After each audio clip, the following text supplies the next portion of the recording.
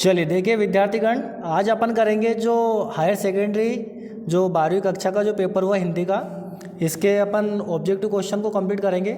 चलिए क्लास को स्टार्ट करते हैं, जो कि आपका 6 फरवरी को हुआ है आज। देखिए पहला प्रश्न आपका, निम्नलिखित वाक्यों के लिए सही विकल्प का चयन कर लिखिए।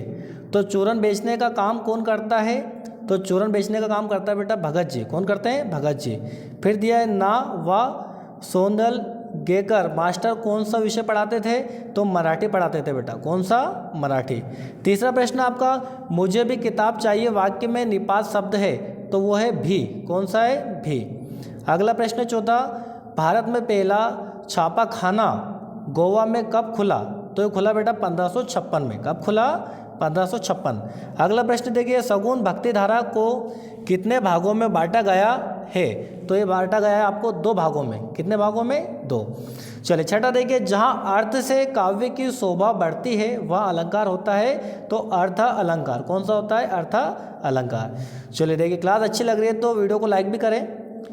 दूसरा देखिए, रिक्त स्थान करते हैं अपन। पहला, हिंदी में नेट पत्रकारिता की शुरुआत हुई, तो कब हुई बेटा? वेब दुनिया में। कब हुई? वेब दुनिया के साथ। दूसरा है, कवि जगजीवन का तो भार लिए फिरता है। क्या करता है? कवि जगजीवन का भार लिए फिरता है।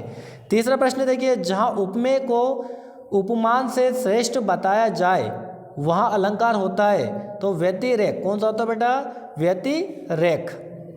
चौथा प्रश्न है, मुक्तिबोध उपन्यास के रचनाकार है, तो रचनाकार कौन है? जैनेन्द्र कुमार। कौन है बेटा? जैनेन्द्र कुमार। पांचवा है, रचना के आधार पर वाक्यों को मुख्यतः भागों में बांटा गया है। कितने भागों में? 3 भागों में बांटा गया है। चौथा देखिए, आनंद यादव का मन जाने के लिए तड़पता था, तो पाठशाला। कहाँ पर? पाठशाला। चलिए अपन तीसरा प्रश्न करेंगे। जब तक आप लोग वीडियो को लाइक कर दीजिए। सत्य असत्य करेंगे। पहला है, भक्तिन धर्मवीर भारती की रचना है, तो जो भक्तिन है बेटा वो धर्मवीर भारती की रचना नहीं है, तो ये आपका असत्य। दूसरा है, संभवतः बरसात हो प्रश्नवाचक वाक्य, तो ये असत्य। क्या है? असत्य। तीसरा देखिए, राखल दास बनर्जी 1922 में मोहनजोदड़ो आए थे, तो मोहनजोदड़ो आए थे बेटा, ये सत्य है। चौथा है, रेडियो श्रव्य माध्यम है, ये भी आपका सत्य है। पांचवा, सूर्योदय होने पर ऊष्मा का जादू टूटने लगता है, तो ये आपका बेटा सत्य है। ठीक है। चलिए छठा प्रश्न देखिए, शब्द गुणों की संख्या 3 होती है, तो ये भी आपका राइट आंसर सत्य है। चलिए चौथा प्रश्न देखिए, जोड़ी। जब तक लाइक कर दीजिए आप लोग। ये थोड़ा सा जोड़ी में कन्फ्यूजन भी है, एक बार देख लीजिए आप लोग। अंतरंग साक्षात्कार है, तो इसका बेटा राइट आंसर है डायरी। क्या है? डायरी। हरिवंश राय बच्चन, तो ये हालावाद।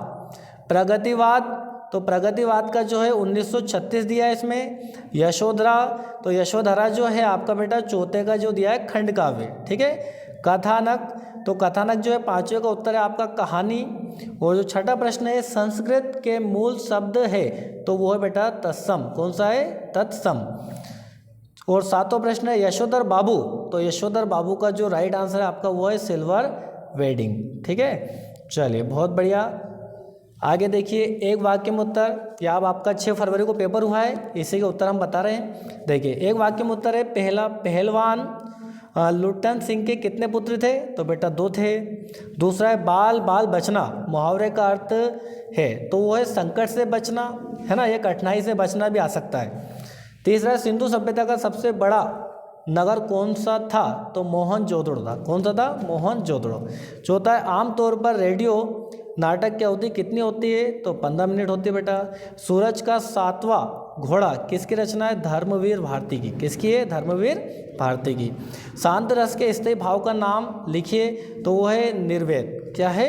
निर्वेद है। और 7वां है, आलोक धनवा का एकमात्र काव्य संग्रह कौन सा है? लिखिए, तो ये दुनिया रोज बनती है। कौन सा बेटा? दुनिया रोज बनती है। तो यहाँ पर हमने आपके जो ऑब्जेक्टिव क्वेश्चन थे सभी को कंप्लीट करा है। आई होप क्लास अच्छी लगी होगी। आज के लिए इतना ही। जय हिंद।